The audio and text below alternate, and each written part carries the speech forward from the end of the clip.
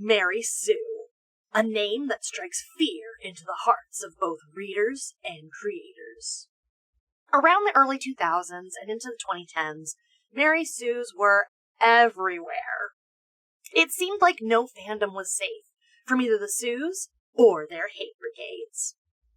If you were lucky enough to have avoided this era of human history from before the cringe culture is dead liberation, let me share with you some history, as someone who is on the front lines of this flame war. So, the term Mary Sue was introduced in 1974 in a Star Trek fanzine. It always comes back to Star Trek. Basically, the editors of the zine noticed a trend in the type of fic submissions the zine was getting.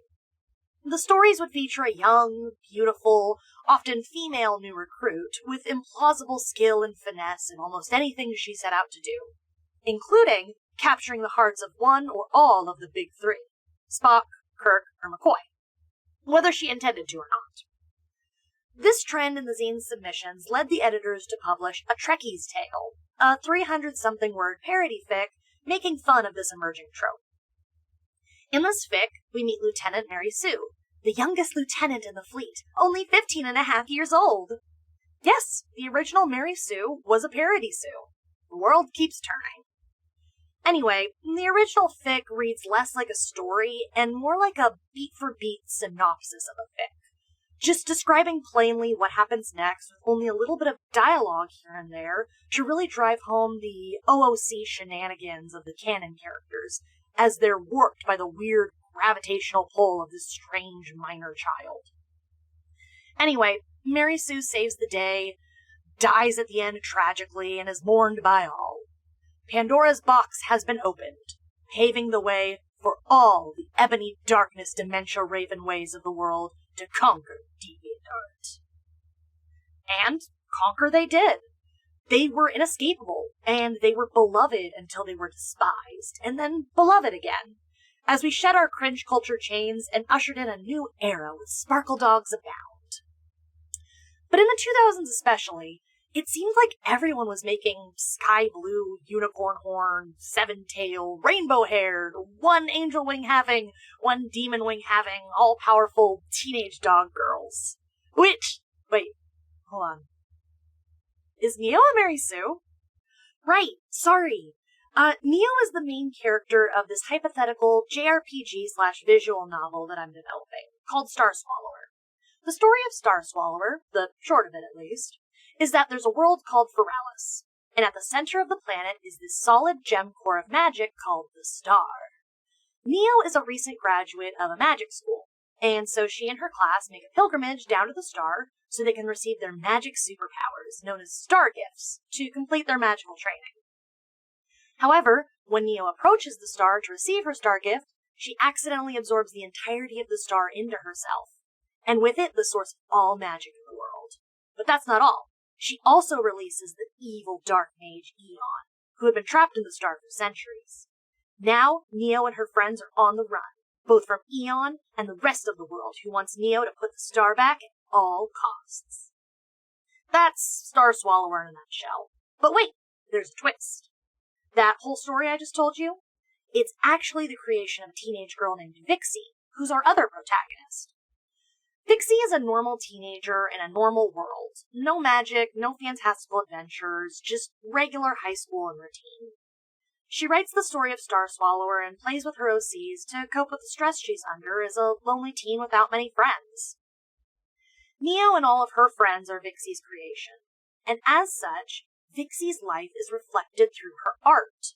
And the way this manifests is that through gameplay, the choices you make while playing as Vixie will affect the portions of the game where you play as Neo.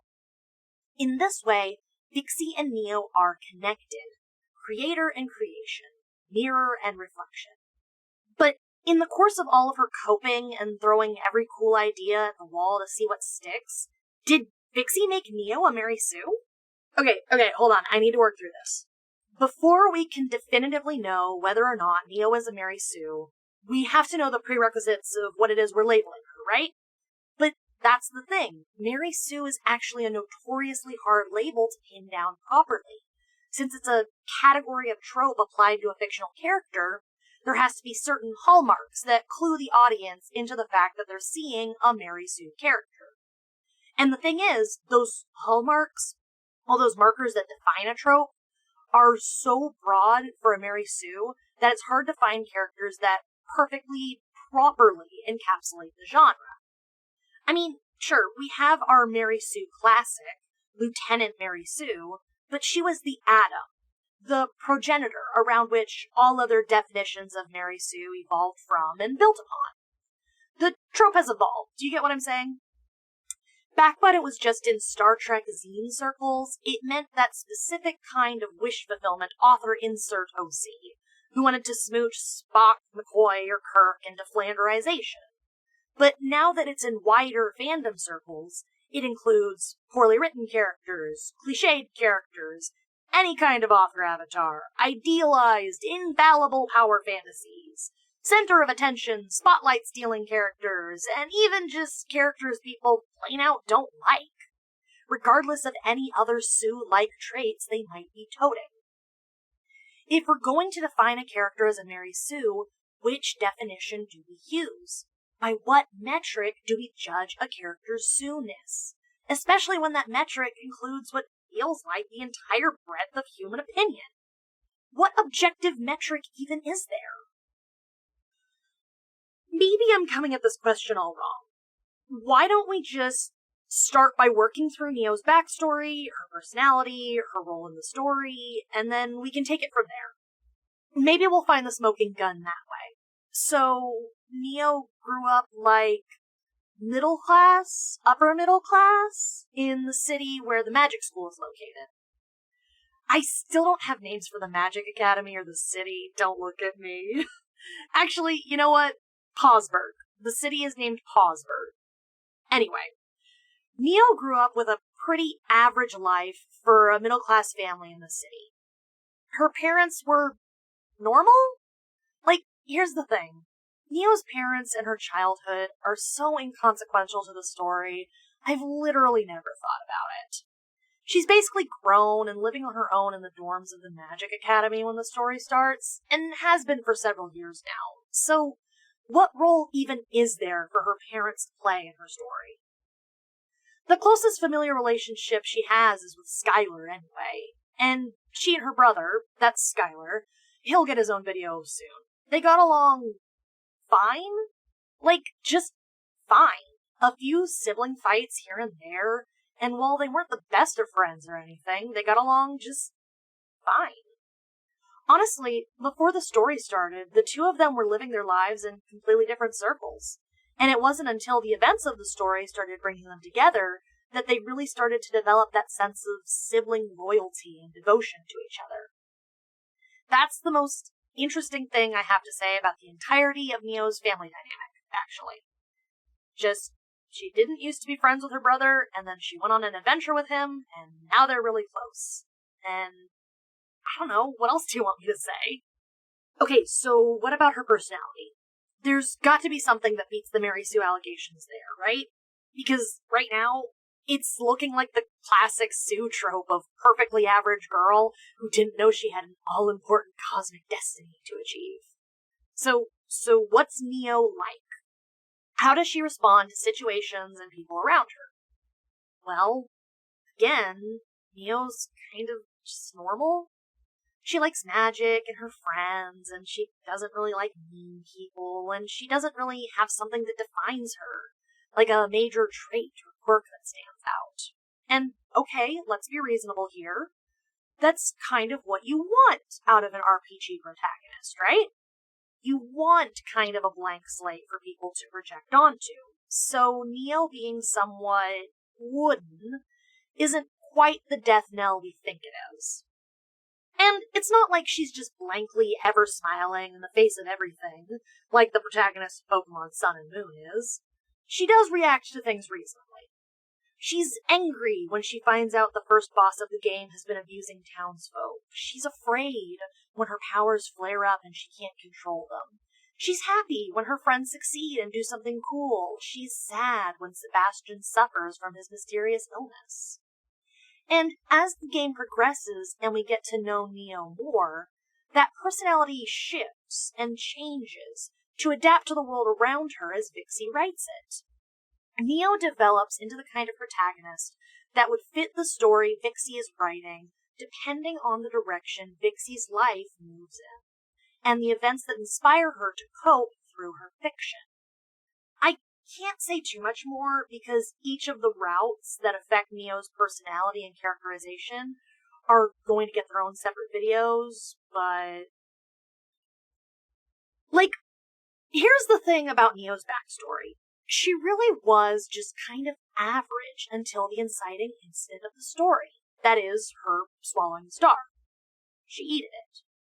Anyway, I know you'd think that growing up surrounded by furries, with magical superpowers would lead to some kind of extraordinary childhood, but, when everyone's super, no one will be, you know? And because of her role in the story as the protagonist of this awesome adventure story, she needs to be kind of blank for Vixie to project onto. She's not just Vixie in a hat. She's more like she can morph into whatever Vixie needs to feel powerful in the moment when she's writing. Sometimes she's a badass, butt-kicking, scythe-slinging, sarcastic line-dropping action hero. And sometimes she's a scared and sad little girl who just needs the comfort of her friends, something Vixie doesn't have the luxury of having. It all depends, because at her core, Neo is a reflection and coping tool for Vixie. That's her main character theme and idea, that she's this person Vixie wishes she was, that she aspires to be. And so her personality is malleable to be whatever Vixie needs her to be in the moment. There's no Neo without Vixie driving her. Okay, so at her core, if we really strip her down to the bare essentials, what we have so far is Neo is a pretty standard teenage girl who only really becomes extraordinary once she eats the planet's entire source of magic, thereby unlocking her super cool Sparkle Dog self that's strong enough to save the world. That's... oh god, she's Mary Sue, isn't she? Isn't she? Well, there's kind of another layer to being a Sue, isn't there? Let's think back to Lieutenant Mary again, and all the other self-insert girls she was parodying. With a flick of her wrist, she saves everyone, and runs the entire ship by herself during a crisis. Flawlessly, of course. And everyone loves her and heralds her as a savior, and it's all at the expense of any kind of tension. If Mary Sue can just snap her fingers and solve any problem, then why should we, the audience, be invested? It's this fundamental lack of tension and actual conflict that makes these kind of stories so easily derided. After all, what's the point of storytelling without meaningful conflict, without a reason why things happen in the first place? I would argue that a character's treatment by the narrative is more important than their superficial traits. I mean, let's look at Superman. He's invincible, indestructible, super strong, super fast, capable of defeating bad guys without breaking a sweat. He's Superman. He should be a Mary Sue, just based on those traits, shouldn't he? And yet, he's one of the most enduring characters of pop culture, specifically because his stories still manage to maintain that sense of tension and provide meaningful conflict that can't always be solved just by using his aforementioned superpowers. To quote my friend Kryptonite, who, if you couldn't tell, is a huge Superman nerd and helped me write this segment, most good Superman stories focus on a moral conflict, instead of a physical or superpowered one, where Superman could easily wipe the floor with bad guys. For example, Superman vs. the Elite, a movie I have never seen, but Kryptonite has, and told me about extensively. The Elite is a group of gritty, 90s-esque superheroes, and in the story, public opinion sways to their side as Superman falls out of favor. The moral conundrum comes in where the Elite basically kill whoever they want, acting as judge, jury, and executioner, especially executioner. Superman in this story believes people at their core are good and want to be good. Killing someone denies them this chance of being good. The Elite believe people are born bad and must be scared into place for peace to exist, killing if they won't fall in line. The battle here isn't one of physical strength, it's of public opinion and conviction, and Superman is losing for most of this story. People prefer the elite's way. Superman is too old-fashioned, he's too naive, and Superman faces a lot of internal conflict over this, that maybe he really isn't what the world needs anymore. He faces genuine hardship and struggle in this movie, and Mary Sue's, by their definition, never struggle. Good Superman stories focus on his internal conflicts and his grasp of his convictions, things that can't be solved with super strength and heat vision, things he genuinely struggles with.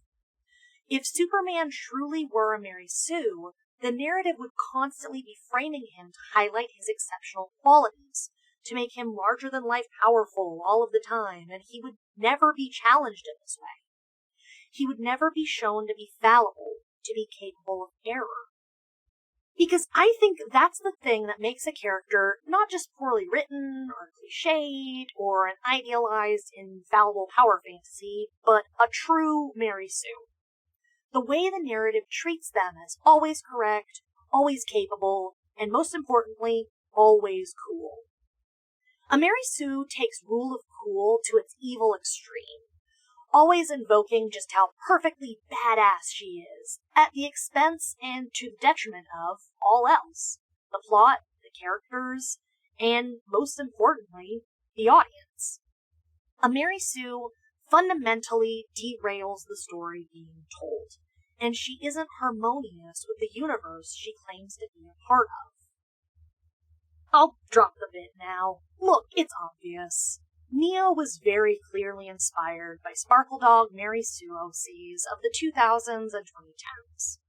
The relationship between creator and creation, especially art made by the amateur and by kids who are just trying to cope with their lives, has been the main theme of StarSwallower's since the beginning. And as someone who is intimately familiar with the trope, I wanted to pay homage in a way that does it justice, while still being a compelling enough story that it's actually a meaningful narrative. That's why Neo is the way she is. Neo's job is to be Vixie's power fantasy, her way of coping, a way to project everything she wishes she could be and knows she isn't. If that makes her a Mary Sue, then that's what I was going for. But I truly don't believe she's a Sue in anything more than, name. I want both Vixie and Neo to be challenged by the narrative, to grow and change and to respond to things happening instead of having the world respond to them. That's what makes good writing. At least, I hope it does. But, what do you think? Is Neo still a Mary Sue, despite my best efforts? Is that a good thing or a bad thing? Have you ever made a Mary Sue OC? Tell me all about it in the comments below. I can't wait to read them. And thank you for taking time out of your day to listen to me talk all the way to the end. I leave you with the completed art from today's speed paint. Bye!